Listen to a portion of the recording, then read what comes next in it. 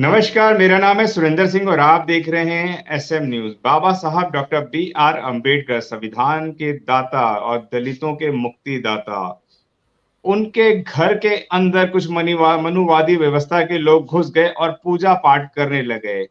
मैं पहले आपको वीडियो दिखा देता हूं और इसी विषय पर बात करने के लिए हमारे साथ आरबी सिंह हैं, जो किसी नाम तारीफ के मोहताज नहीं है, लगातार अपनी बात को बड़ी दबंगता से रखते हैं। स्वागत है सर आपका हमारे चैनल में।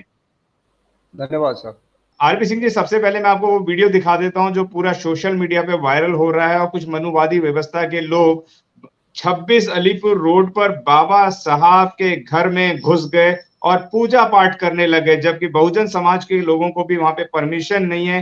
वे अपने कार्यक्रम नहीं कर सकते। पहले कार्यक्रम हुआ करते थे लेकिन अब कार्यक्रम नहीं हुआ करते हैं। उसका मैं आपको वीडियो दिखा देता हूँ।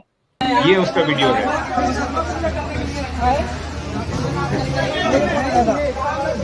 आए कैसे यहाँ पे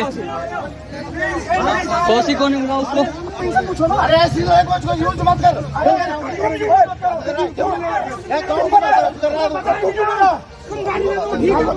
यह आपने वीडियो देखा। इस वीडियो के अंदर एक पुजारी दिखाई देता है और वह पुजारी कई वहां पे लोगों को, करीबन 50-60 लोगों को पूजा पाठ करा रहा होता है, विश्वकर्मा डे बना रहा होता है। वहां पर बैठकर जब उसको बहुजन समाज के लोग रोकते हैं तो वो ये नहीं बता पाता है कि उसको किसने भेजा है। कौशिक कौशिक करके वो नाम देने लगता है। इसी पे पुल 100 नंबर की कॉल होती है और 100 नंबर की कॉल के बाद वहां पे पुलिस पहुंचती है। पुलिस के तेवर आपने देखे किस तरीके से वह तेवर दिखाने लग रही थी कि बाबा साहब डॉक्टर बी.आर. अम्बेडकर, जिन्होंने कभी पूजा पाठ नहीं करा, उन्होंने पूजा पाठ को बहिष्कारित कर दिया था, लेकिन उनके घर के अंदर घुस के इस तरीके से पूजा पाठ की जा रही थी। आरपी सिंह जी, किस तरीके से आप देखते हैं इसको कि बहुजनों को दोबारा से गुलाम बनाने की कोई साजिश तो नहीं हो रही है? क्योंकि बाबा साहब डॉक्टर बी.आर. अम्बेडकर कभी पूजा पाठ नहीं करते थे, लेकिन उनके घर के अंदर घुसकर ही ये लोग पूजा पाठ करते हुए नजर आ रहे हैं। तो क्या कहना चाहेंगे आप, किस नजर से आप देखते हैं सर? आप बिल्कुल सही कह रहे हैं। ये जो इनका माजरा आजकल चल रहा है, ये एक बहुत ही सोची समझी चाल है।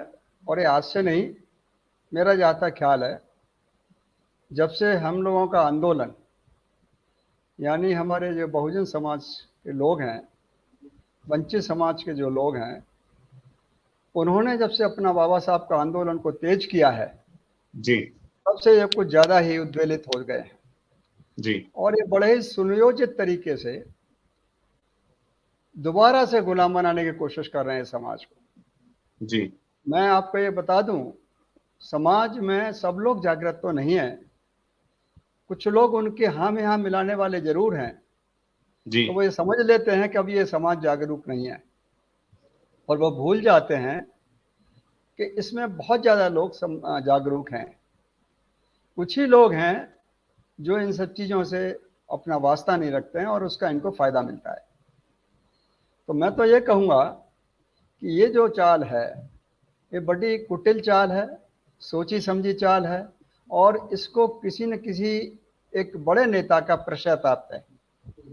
अदरवाइज जो जगह रेस्ट्रिक्टेड है, जिस जगह कोई नहीं जा सकता, वहाँ बेधड़क ये लोग किस तरह से आ जाते हैं जबकि वहाँ कोई दूसरा जाना नहीं चाहिए।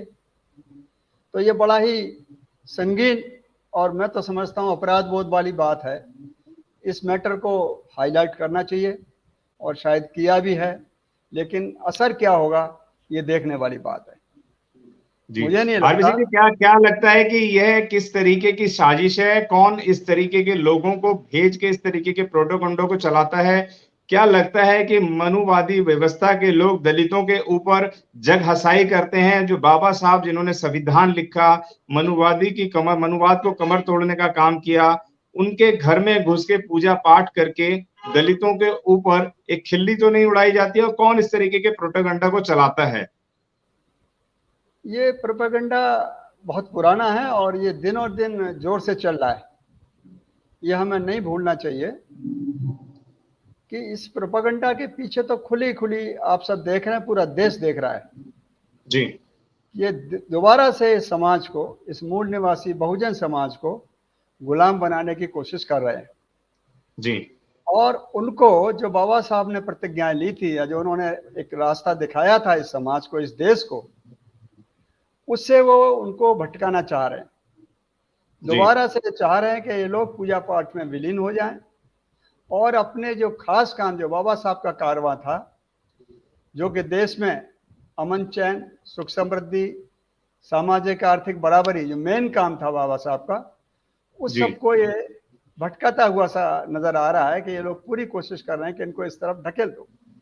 इसीलिए जी। मेन मुद्दों पर नहीं आते और इधर उधर समाज को भटकाए रखते हैं और उसमें समय की बर्बादी करते हैं, हमारे समाज के बहुत खासकर जो प्रोग्राम है उन सबको। जी, यूँ तो आप भी बहुत पढ़े लिखे और बुद्धिमान व्यक्ति हैं, बुद्धिजीवी लोगों में से आते हैं, लेकिन बाबा साहब ने आगरा से आप आते हैं और आगरा की ही पृष्ठभूमि पे कहा था कि मुझे पढ़े लिखे लोगों ने धोखा दिया है। और बाबा साहब ने एक बात और कही थी, बाबा साहब जब विदेश में पढ़ाई करने गए थे और उन्होंने संविधान भी लिखा, उन्होंने बहुत सारे आंदोलन करे और उन्होंने बहुत सारी चीज़ों को फ़तेह भी किया और दलितों को न्याय दिलाने का काम भी करा। लेकिन बाबा साहब ने सोचा कि जब मैं एक पढ़ा लिखा विद्वान आदमी जब इतना काम कर सकता हूं तो बाकी के लोग भी पढ़ जाएंगे तो शायद बहुत ज्यादा काम हो पाएगा। उन्होंने भी 16 विद्यार्थियों को बाहर पढ़ने के लिए भेजा और वह विद्यार्थी जब वापस लौट के आए तो अपने घर टीवी और बीबी में मगन हो गए। समाज की चिंता नहीं करी उन्होंने। लेकिन बाबा साहब के मूल मंत्र और संविधान जैसी ताकत देने के बाद आज हजारों डॉक्टर बन गए हैं, इंजीनियर बन गए हैं, वकील बन गए हैं। लेकिन बाबा साहब के अगर घर के अंदर इस तरीके से पाखंडवाद को लहराया जाता है तो तमाम पढ़े लिखे बुद्धिजीवी लोग कोई बात नहीं कहते हुए नजर आते हैं, जबकि कुछ चंद लोग वहां पर नजर आए हैं। क्या कहना चाहेंगे तमाम देश के पढ़े लिखे लोगों के बारे में? सुरेंद्र जी, मैं आपको क्लियर बताऊं कि ये सिर्फ पढ़े लिखे लोगों की ही बात नहीं है। इसमें इस देश के जो बहुजन समाज के नेता हैं वो भी उतने दोषी हैं। जी। अकेला पढ़ा लिखा समाज तो एक्चुअली नेता बनने की चाहत में ज्यादा है। आप पढ़ा लिखे समाज की बात कर रहे हैं, मैं आपको बताऊं कि जिस तरीके से गरीब जो है वह अपनी दिनमर्रा की रोजी रोटी में ही बिजी रहता है, लेकिन पढ़े लिखे लोग तमाम एक्शन ले सकते हैं, वह बता सकते हैं समाज को किस तरीके से काम करना है। लेकिन 133 सांसद भी आज मुख्य दर्शक बन के बैठे हैं, अपने मुंह के अंदर दही लगाकर बैठे हैं, जो समाज की बात नहीं करते हैं। इसलिए मैंने पढ़े लिखे लोगों की बात करी है सर। आप बिल्कुल सही कह रहे हैं। आपकी बात से मैं पूर्ण तरह से इत्तेफाक रखता हूं कि ये पढ़े लिखे लोगों को अगर जरा भी अकल है तो इस समाज को बाबा साहब के रास्ते पर जो बताया हुआ रास्ता है उसको चलाने की कोशिश करेंगे। लेकिन बड़े अफसोस से कहना पड़ रहा है कि जो बात बाबा साहब ने 18 मार्च 1956 की बात है, 18 मार्च 1956 जहाँ तक मुझे ध्यान है जी। उस समय जब आए थे तब उन्होंने ये पीड़ा व्यक्त की थी। और मुझे नहीं लगता कि आज अगर होते तो वो क्या कह रहे होते और क्या सोच रहे होते कि इस पढ़े लिखे समाज से क्या उम्मीद की जाए। जी। इस समाज को बहुत कुछ करने को दिया। मैं आपको क्लियर करूं कि बाबा साहब की 2 धरोहर मैं मानता हूं इस देश के लिए, इस पूरे समाज के लिए, पूरे देश जी। के। एक तो भारतीय संविधान और बुद्धा एंड इज धम्मा। जी। इसके अलावा किसी भी चीज की जरूरत नहीं है देश को विकसित करने के लिए, विकास करने के लिए। लेकिन यहीं पर सवाल पैदा होता है कि बाबा साहब के संविधान की धज्जियां, जो भी विचारधारा रही है इस देश में शुरू से, वो आज भी दिन दूनी रात चौगुनी बढ़ रही है। लेकिन बाबा साहब के समाज के जो लोग हैं, जिनको जो काम करना चाहिए बाबा साहब का, वो उतने ही घटिया साबित हो रहे हैं। ये बात आज आपको माननी पड़ेगी। मैं घटिया शब्द इसीलिए कह रहा हूं कि जो पढ़े लिखे लोग हैं, जो इंटेलेक्चुअल लोग हैं, जो अपने आप को बुद्धिवादी बोलते हैं, वो इस समय इस कोशिश में लगे हैं कि हमको कहीं ना कहीं जगह मिल जाए, क्रीम मिल जाए, खाने को मलाई मिल जाए, किसी भी पार्टी में जाना पड़े हम जाएंगे और उनका काम करेंगे। और ये सब उसी का नतीजा है कि आज बाबा साहब का कारवां, मुझे बार बार कहना पड़ता है समाज में जब जाता हूँ और देखता हूँ कि भाई बाबा साहब का कारवां छूटा हुआ कौन सा था। राजनीतिक क्षेत्र में तो उन्होंने बराबरी दिला दी, 1 मैन 1 वोट 1 वैल्यू, कह सकते हैं एक पॉलिटिकल डेमोक्रेसी उन्होंने अडॉप्ट कर ली। लेकिन उनका छूटा कारवां जो था, जो सामाजिक और आर्थिक क्षेत्र का था, जिसमें बार बार उन्होंने कहा भी है कि मेरा यह कारवां है, इस क्षेत्र में आपको आगे बढ़ के काम करना है। देश से उसमें उन्होंने एक फरियाद भी की थी। आज कितने लोग हैं जो इस बात को जानते हैं और याद रखते हैं। मैं बार बार जब जाता हूं प्रोग्राम्स में, तो हमारे लोगों को भी, आप एक चीज याद रखिए, यहाँ पर हमारे लोगों को भी आदत पूजा पाठ की पड़ गई है। अब उसी बुद्धिजीवी वर्ग की जिसकी आप बात कर रहे हैं, उन्हीं नेताओं की जिनको आप बात कर रहे हैं, बिना पूजा पाठ के कुछ भी नहीं कर पा रहे। चाहे वो ऑफिस जाएं, चाहे घर में रहें, चाहे वो किसी और बिजनेस की तैयारी करें या कोई भी काम करें, तो ये तो बीमारी लगी है साहब। ये उनमें होड़ हो रही है कि देखो हम भी पूजा कर लेते हैं, और नेता लोग हैं कि उसी लाइन में बह जाते हैं और काम छूट जाता है बाबा साहब का। एग्जैक्टली हमको तो सोचना चाहिए, इन चीजों से हटके अपने काम में लगें। और मैं बार बार कहता हूं कि ये जो इंटेलेक्चुअल समाज है, जो बुद्धिवादी समाज है बाबा साहब का, ये वो काम नहीं कर रहा है जो करना चाहिए। मैंने कई मीटिंग में, अभी भी मीटिंगें हो रही हैं, संविधान बचाओ, संविधान बचाओ। आपके कहने से संविधान नहीं बच रहा है भाई। संविधान में शेष क्या रह गया? अभी आपके सामने मौजूद है। अभी जो संविधान की कॉपियां दी गई हैं संसद में इस प्रेजेंट सरकार के द्वारा, उसमें से वो हटा ही दिया सोशलिस्ट एंड सेकुलर वर्ड। ये बड़ी कमाल की बात हो रही है। हमारे लोगों को मालूम ही नहीं है जो बुद्धिबाजी बनते हैं। अगर मालूम है तो क्या एक्शन है? सिर्फ झुंझुना उठाएंगे कि बचाओ बचाओ बचाओ। क्या कर रहे हैं जो नेता हमारे घूम रहे हैं अलग अलग पार्टियों में? क्या उनको मालूम है जो 76 में 42nd अमेंडमेंट के द्वारा इंक्लूड किया था, अमेंडमेंट हुआ था संविधान का, जिसमें सेकुलर और सोशलिस्ट वर्ड डाले गए थे? एक्चुअली उनका बस चलता तो शुरू से बस चला भी था, लेकिन वो अमेंडमेंट करके हो गया। लेकिन बुद्धिजीवी वर्ग को और नेताओं को तो आज कोई चिंता ही नहीं है। समस्या बहुत विकट है साहब। इस समस्या का हल मैं बार बार बोलता हूं कि बाबा साहब के नारे तो सब देते हो, प्रतिज्ञा सब बताते हो, अमल नहीं करते हो। नारे की बात आ रही है, किसी भी मीटिंग में जाइए, एजुकेट, एजिटेट, ऑर्गेनाइज, बाबा साहब ने बोला था। इसी चीज को लोग घुमा घुमा के बोलते हैं कि नहीं, एजिटेट नहीं बोला, पहले ऑर्गेनाइज बोला। कोई बोलता नहीं ये पहले ऑर्गेनाइज नहीं एजिटेट बोला। तो इन सब में कुछ विद्वता दिखाने की जरूरत नहीं है। कहीं भी बोला, कैसे भी बोला, ऑर्गेनाइज वर्ड बोला ना। आज इतने लोग आप एजुकेटेड हैं, इतना एजुटेशन कर रहे हैं, मैं देख रहा हूँ, संघर्ष बहुत कर रहे हैं, तमाम अपनी ताकत, पैसा, समय, बुद्धि इतनी खराब कर रहे हैं साहब डिफरेंट क्षेत्र में कि कोई हद नहीं। अगर यही सब लोग बाबा साहब का मूल मंत्र ऑर्गेनाइज को याद करें कि संगठित हो जाओ भाई, इकट्ठे होके काम करेंगे तो नतीजा कुछ और होगा। और किसी की हस्ती नहीं है, मैं गारंटी से बोल रहा हूँ, किसी की हस्ती नहीं है कि आपको उफ कर दे।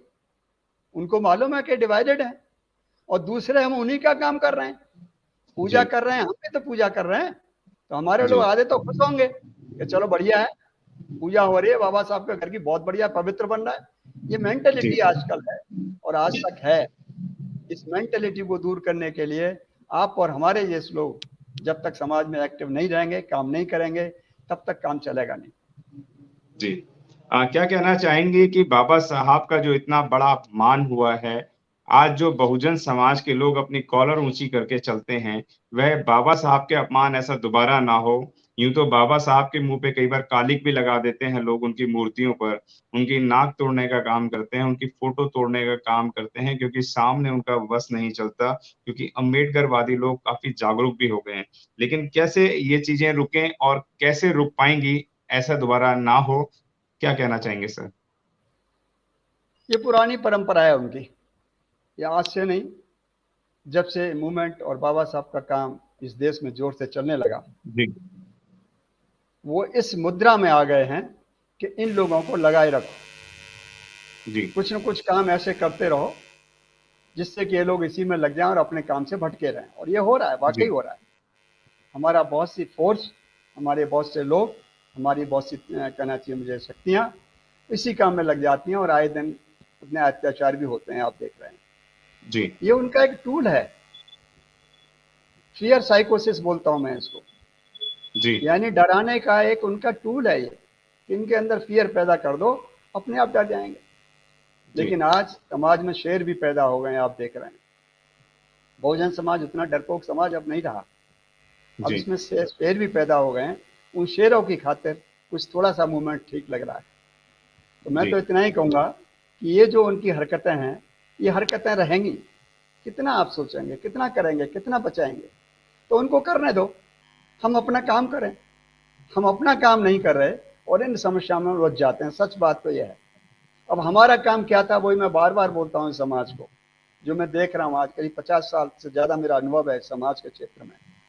सारी चीज़ों को मैंने जगह जगह देखा है इस देश में, कई राज्यों में मैं रहा हूँ। मुझे पता है क्या क्या कहाँ का क्या क्या हो रहा है। जो मेरा छोटा सा अनुभव उसकी बात कर रहा हूँ। जी आज का समय वो समय नहीं है जो हमारे लोग पर ऊपर उठाए चलें, अपने आप को बड़ा बनाएं। आप देखिए कहीं भी कॉलोनी में जाइए, कोठियां हैं, बंगले हैं, कारें हैं, अच्छे अच्छे पढ़े लिखे लोग हैं, घर में संपन्नता है। जब मैं उनसे जाके पूछता हूँ, मेरा तो काम ही रह गया है, अब मैं दूसरा काम ही नहीं कर रहा, आपको ताज्जुब होगा। मैं एक काम यही कर रहा हूँ कि ये पढ़ा लिखा समाज कर क्या रहा है। आज मैं आगरा में हूँ, आप विश्वास करिए मेरा, आसपास के लोग जितने भी हैं मेरे साथ में, कोई पुलिस के बहुत ऊंचे ओहदे से, बहुत ऊंचे ओहदे से, एडीजी, डीजी, डीआईजी, आईजी पद की बात कर रहा हूँ मैं, इंस्पेक्टर की बात नहीं कर रहा। कोई जज कहीं का, कोई किसी हाई कोर्ट, कोई डिस्ट्रिक्ट कोर्ट, और कोई पता नहीं, बड़े बड़े लोग आराम से रह रहे हैं, कोजी लाइफ, कंफर्टेबल जीवन जी रहे हैं। जब जी मैं उनको बोलता हूँ, मैंने कहा भाई आपको कुछ समाज की हालत के बारे में करना चाहिए, आपने इतना कुछ पाया बाबा साहब के कारण। साहब क्या करें, और अब तो हम बुढ़े हो गए, अब कर नहीं सकते। जब सारे काम कर रहे हैं, वो प्रॉपर्टी में वो काम कर रहे हैं, नेतागिरी के लिए लोग करोड़ों की थैली लेके जाते हैं कि हमको टिकट दे दो, तो हालत तो खराब है। तो जी हमारा एक्चुअली, हम दूसरों को दोष न दें, वो तो अपना काम कर रहे हैं साहब ईमानदारी से। हम ईमानदारी से कब काम करेंगे, जरूरत इस बात की है। हम बेईमान जी हैं आज भी, बाबा साहब के मिशन के प्रति हम बहुत दोषी हैं। हमारे अंदर बेईमानी, हम अपनी दोष देखें और उसको ठीक करें। मेरा दावा है कि ऐसा नहीं है, मैं थोड़ा देख भी रहा हूँ, कर भी रहा हूँ, तो थोड़े लोग एक्टिव हो रहे हैं, लेकिन डर है। ये जो गवर्नमेंट डर दिखा रही है, आज आप देख रहे हैं जगह जगह, डर के कारण भी लोग परेशान हैं। मैं जी कहता हूँ यार, क्या एक ही बार मरोगे या बार बार मरोगे? तुम तो रोज मर जी रहे हो। ये डर निकाल दो भाई। बाबा साहब अगर एक बार कर रहे होते, सोच रहे होते, तो आज हमारी हालत ऐसी नहीं होती। और ठीक कह रहे तुम्हारे हैं इसके कारण, इस सोच के कारण, आने वाली संतानें हमारी इस देश में, आने वाली जनरेशन है, फिर से उसी गर्त में जा गिरेंगी जहां से बाबा साहब हमको लेके आए। इतना जी तक कहता हूँ, और उनको बहुत कड़ी फटकार भी देता हूँ, जो मुझे कभी कभी अच्छा भी नहीं लगता।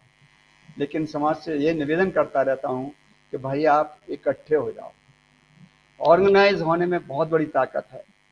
जी ये जगह जगह आप बट रहे हैं, इससे कुछ नहीं होगा। जब जी पढ़े लिखे लोग हैं या मीटिंग है, तो कहीं कहीं उनका एक बाबा साहब का एक कोटेशन भी उनको याद दिलाता हूँ, शायद उनको याद आ जाए।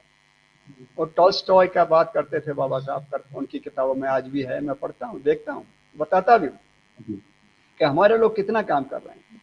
वो कहते थे कि देखो, the distance we have gone is less important than the direction in which we are going. जी हम दिशाओं में, अलग अलग दिशाओं में अनाप शनाप काम कर रहे हैं, बहुत काम कर रहे हैं, लेकिन हमें ये नहीं पता कि हमको कौन सी डायरेक्शन में काम करना है। जी डायरेक्शन बिल्कुल लेस है सर। अपनी अपनी डायरेक्शन बना ली है लोगों ने और उसमें लगे हुए हैं। उनको जी डायरेक्शन पता करना पड़ेगा कि बाबा साहब का असली काम सोशियो इकोनॉमिक डेमोक्रेसी का था। सोशियो इकोनॉमिक डेमोक्रेसी का मतलब है कि संविधान में वर्णित आपके मूलभूत अधिकार, फंडामेंटल राइट, और डायरेक्ट जी प्रिंसिपल स्टेट पॉलिसी, जो कि आपके इकोनॉमिक डेमोक्रेसी है, जो मैं बोलता हूँ, वो जी आपको मिलेगी। उसके लिए आप कुछ करिए। पढ़ते ही नहीं है जी सर, तो दोष हमारा है। मैं आपको ये बात बता दूं, मैं इस चीज़ को एडमिट करता हूँ और जी उनको ये कहता हूँ कि तुम करो, तुम तो वही करते आए हो। और हम अपने लोगों को बोलता है कि हम अपना काम कब करेंगे। तो मामला तो गंभीर है, इतना आसान नहीं है। जी आप थे वैसे आरपी सिंह, जिन्होंने बताया कि अभी हमें यूनिटी में आना पड़ेगा, और बाबा साहब ने भी कहा था जिस दिन आपका one party one banner one leader हो जाएगा, उस दिन आपकी सरकार बन जाएगी, और जिस दिन आपकी सरकार बन जाएगी, उस दिन के बाद इस तरीके की कोई भी एट्रोसिटी या इस तरीके का अपमानजनक आप लोगों के ऊपर कोई भी ऐसा कार्य नहीं होगा। मैं धन्यवाद करूंगा आपका जो आपने इस अहम चर्चा पर हमारे साथ बात करी। धन्यवाद sir. Thank you sir, thank you भाई। अगर आपने अभी तक हमारा चैनल सब्सक्राइब नहीं किया है तो सब्सक्राइब करें और घंटी का बटन बिल्कुल भी दबाना ना भूलें ताकि सभी लेटेस्ट खबरें पहुंच सकें आप पे सबसे पहले।